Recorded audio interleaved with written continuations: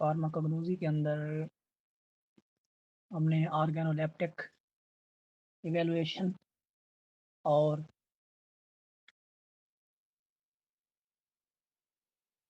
उसके बाद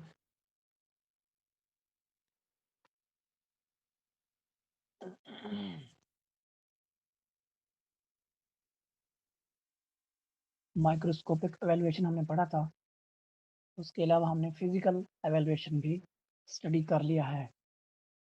तो ये चैप्टर जो है बहुत ही अहम है, मैं समझता हूँ। इसके अंदर 5 किस्म की एवेलुएशंस हैं।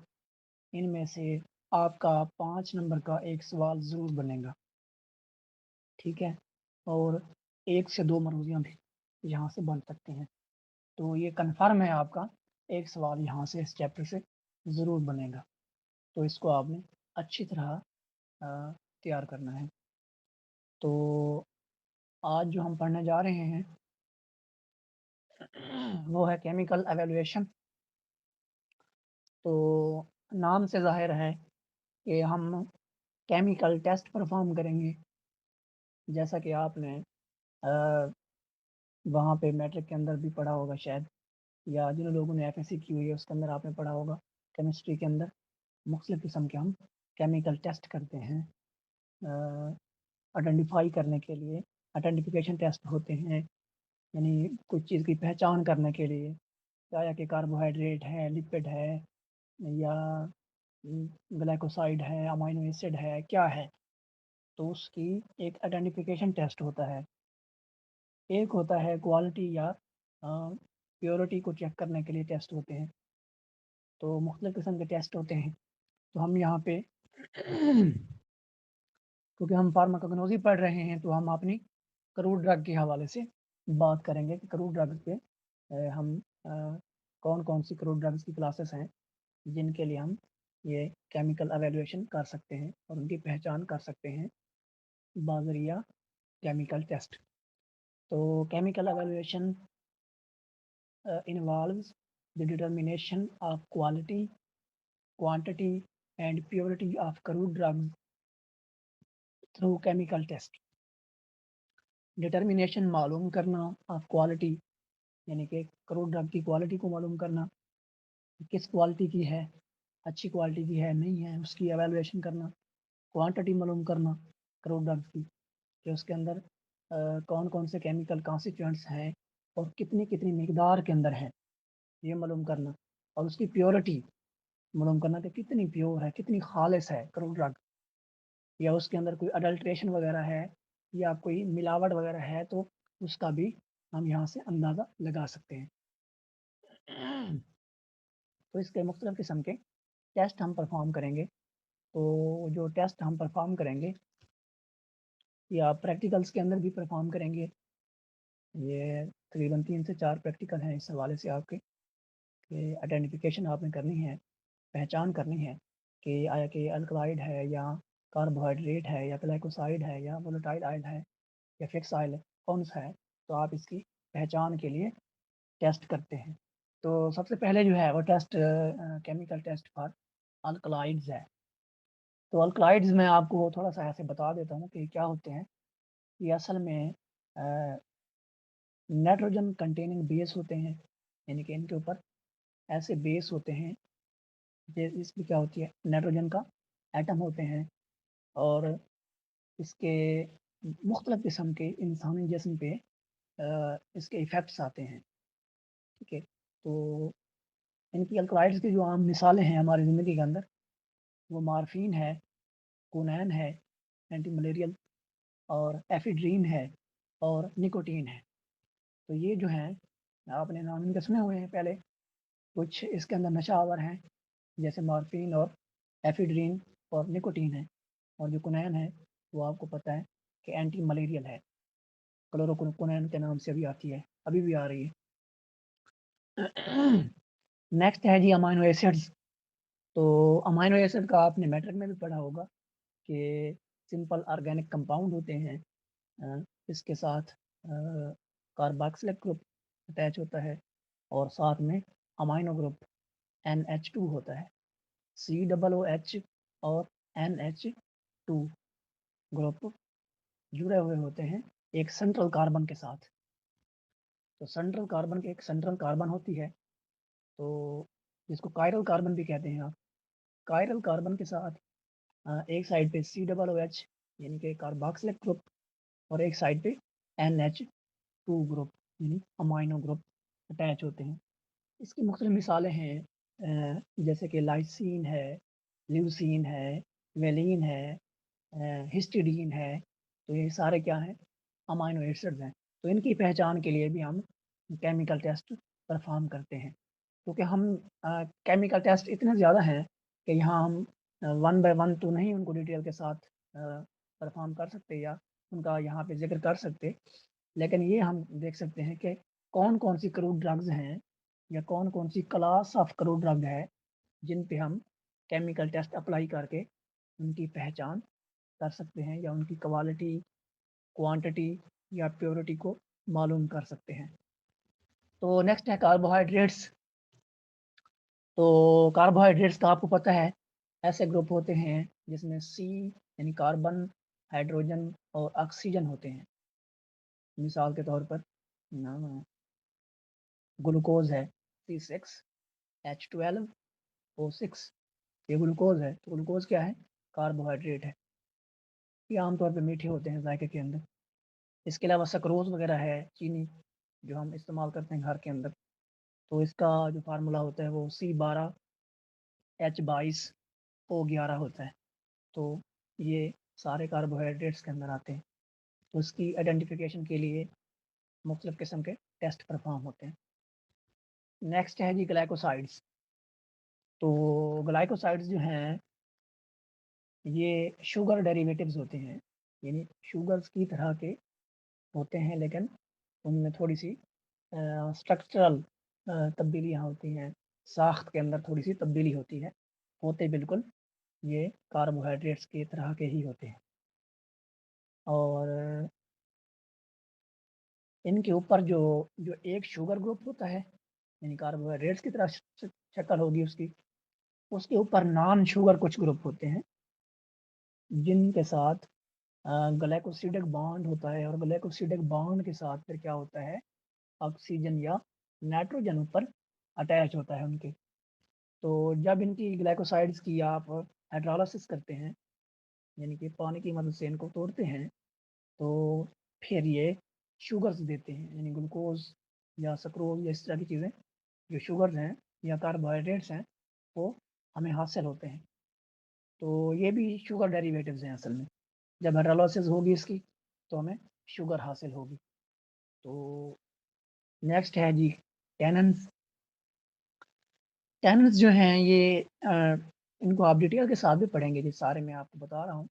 नेक्स्ट आपका एक चैप्टर पूरा आएगा इनके ऊपर, जो क्लास मैंने यहाँ पे बताई है, तो हम इनको डिटेल के साथ पढ़ेंगे विद एग्ज़ाम्पल। तो टैनन्स जो हैं, ये असल में पॉलीफिनोलिक मॉलिक्यूल्स हैं, बायोमॉलिक्यूल्स हैं, पॉलीफिनोलिक। फिनोल होता है ऐसे, बेंज़ीन रिंग जब होती है, बेंज़ीन रिंग के ऊपर जब OH ग्रुप लगा खड़ा होता है, तो उसको कहते हैं फिनोल।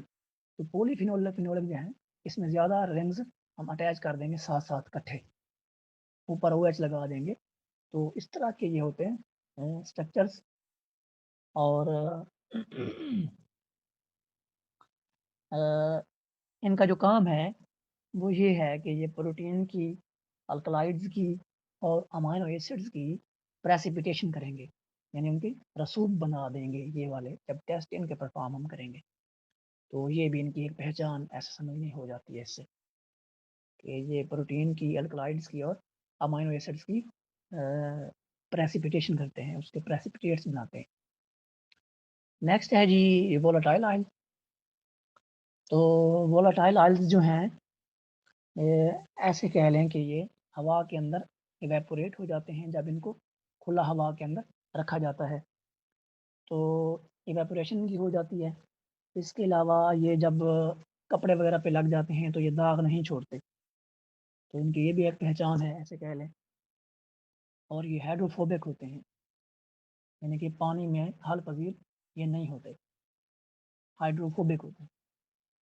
तो इसकी मिसालें मुख्तलिफ़ किस्म की हैं जी, लौंग का तेल होता है, क्लोव ऑयल, इसके अलावा पुदीने का तेल, पेपरमिंट ऑयल और लहसुन का तेल, ये गार्लिक ऑयल जो होता है, वो इसकी आम तौर पे मिसालें हैं, जो हम यहाँ पे स्टडी करेंगे फार्माकोग्नोसी के हवाले से।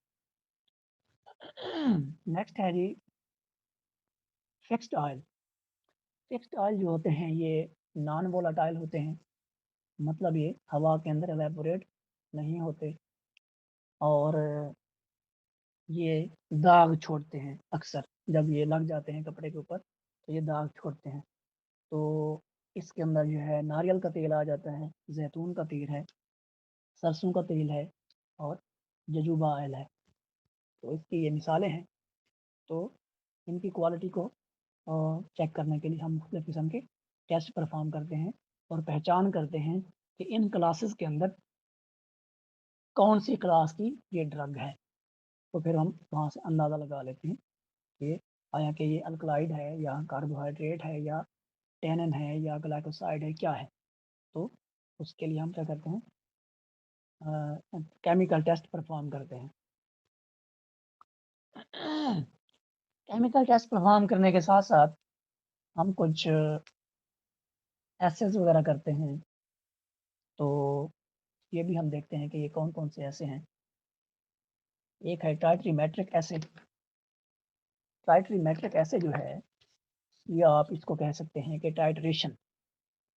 ये लफ्ज़ आपने केमिस्ट्री के अंदर पढ़ा होगा कि अ, केमिकल एनालिसिस करते हैं चीज़ों का, यानी कि मियारी और मिकदारी, यानी क्वालिटेटिव एंड क्वांटिटेटिव एनालिसिस करेंगे। यानी एक चीज़ हम स्टैंडर्ड रख लेंगे, एक हम चीज़ स्टैंडर्ड रख लेंगे और उसके साथ दूसरी चीज़ का मवाज़ना करेंगे, जिसको कहते हैं ट्राइमेट्रिक एसे। तो हम ये क्यों परफ़ॉर्म करते हैं? ये हम इसलिए परफ़ॉर्म करते हैं कि किसी भी सॉल्यूशन के अंदर एसिड या बेस की, यानी तेज़ाब या असास की कंसंट्रेशन मालूम कर सकें, जिसको आप एसिड बेस टाइट्रेशन कहते हैं, एसिड बेस टाइट्रेशन। तो उसमें आप क्या करते हैं फिर पीएच इंडिकेटर डालते हैं, फिनाफ्थलीन वगैरह। तो जब पीएच इंडिकेटर डालते हैं तो उसका रंग चेंज हो जाता है। तो ये इसको कहते हैं एसिड बेस टाइट्रेशन। ये प्रैक्टिकल आप परफ़ॉर्म करेंगे, जब हम प्रैक्टिकल करेंगे तो वहाँ पे आप ये टेक्नीक सीखेंगे इसकी। तो इसका 2 ही मकसद होते हैं, या एसिड और बेस की हम मिकदार यानी क्वालिटी और क्वांटिटी दोनों मालूम करेंगे, या फिर उसके अंदर हाइड्रॉक्सिल ग्रुप कितने हैं उस सब्सटेंस के अंदर या सैंपल के अंदर कितने ओएच ग्रुप हैं, हाइड्रॉक्सिल ग्रुप। तो उसकी हम प्रेज़ेंस को भी चेक करेंगे, क्या है कि हाइड्रॉक्सिल ग्रुप है या नहीं है और कितनी मिकदार में है, ये भी हम मालूम करेंगे। और जी नेक्स्ट है जी एस्टर वैल्यू। तो एस्टर वैल्यू को थोड़ा-सा आप समझ लें। एस्टर वैल्यू है, मैं इनको आपको वैसे ही व्हाइट बोर्ड पे आपको समझा देता हूँ कि क्या चीज़ है।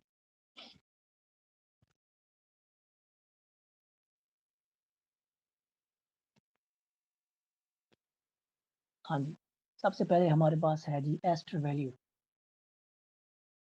हमारे पास जी 1 ग्राम है, कोई सब्सटेंस है हमारे पास,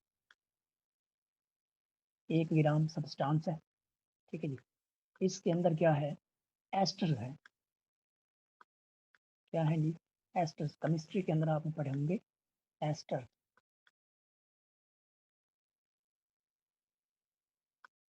एस्टर। एस्टर को आप यहाँ पे अगर इसकी शॉर्ट टर्म या में लिखें तो आप लिख सकते हैं RCOO RCOOR, यानी कि R जो है ये क्या है? या हाइड्रोजन हो सकता है या कोई अ, मिथाइल ग्रुप हो सकता है या इथाइल ग्रुप हो सकता है, कोई भी फंक्शनल ग्रुप हो सकता है यहाँ पे। तो इसकी आम मिसाल जो है वो इथाइल एसीटेट है, CH3 CH2 COO CH3। तो ये क्या है? एस्टर है।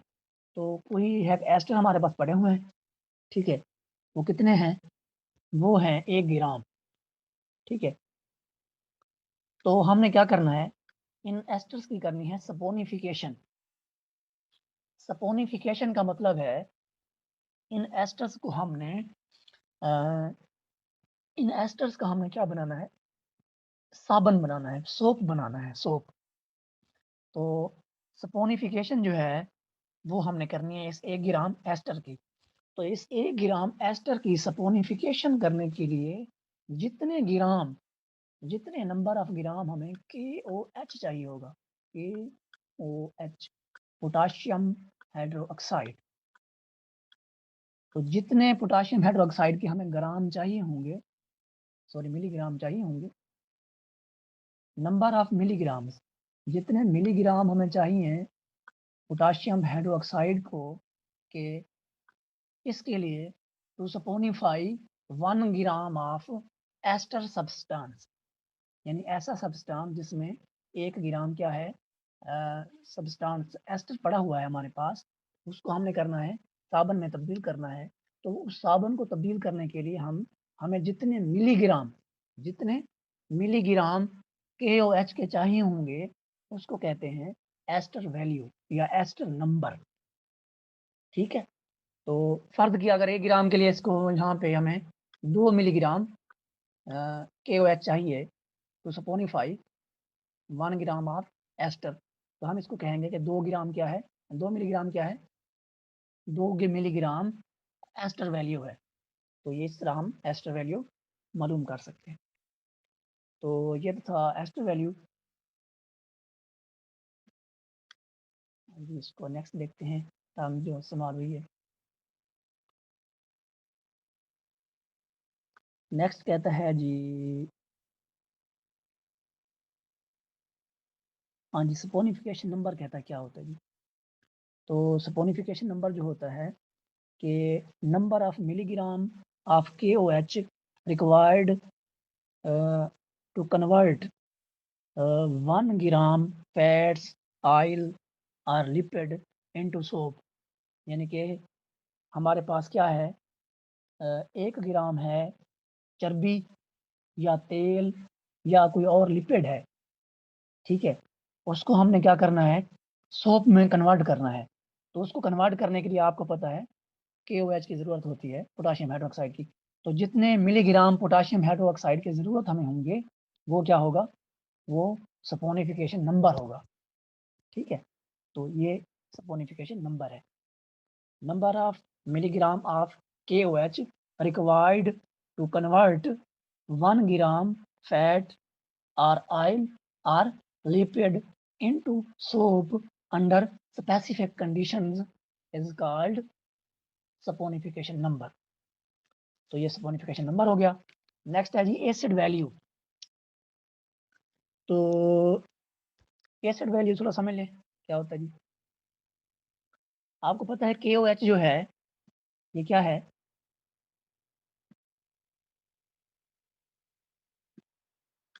KOH जो है ये बेस है, पोटाशियम हाइड्रोक्साइड एक असास है, ठीक है? तो इसके मिलीग्राम,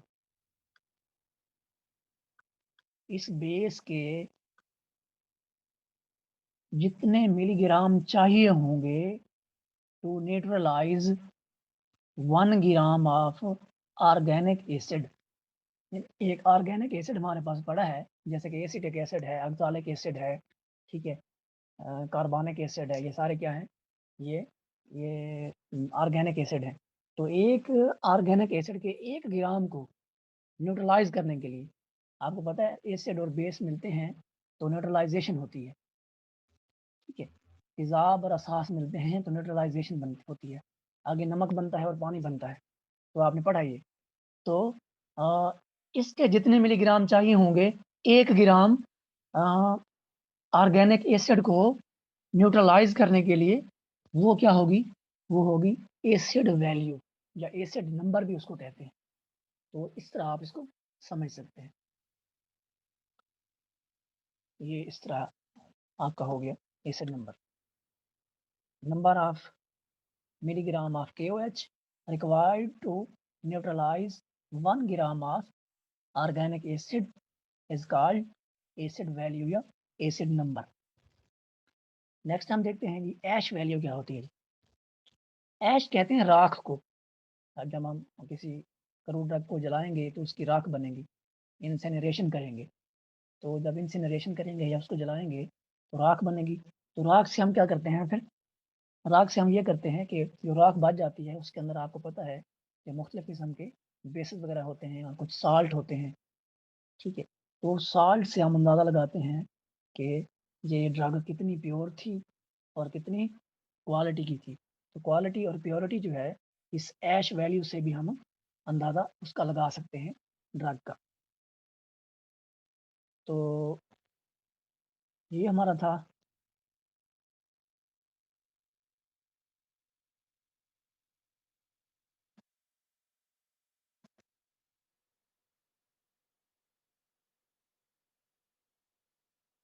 हम दोबारा देखते हैं।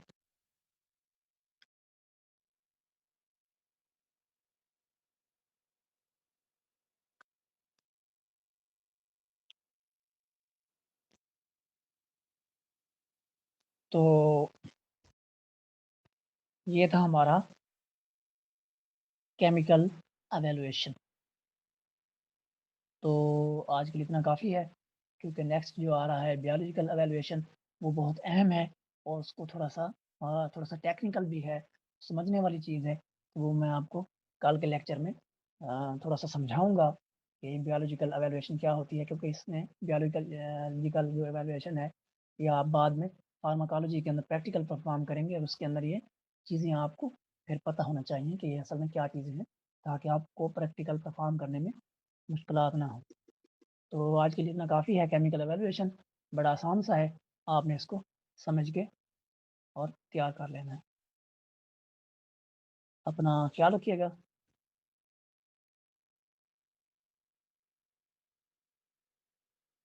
अल्लाह हाफ़िज़।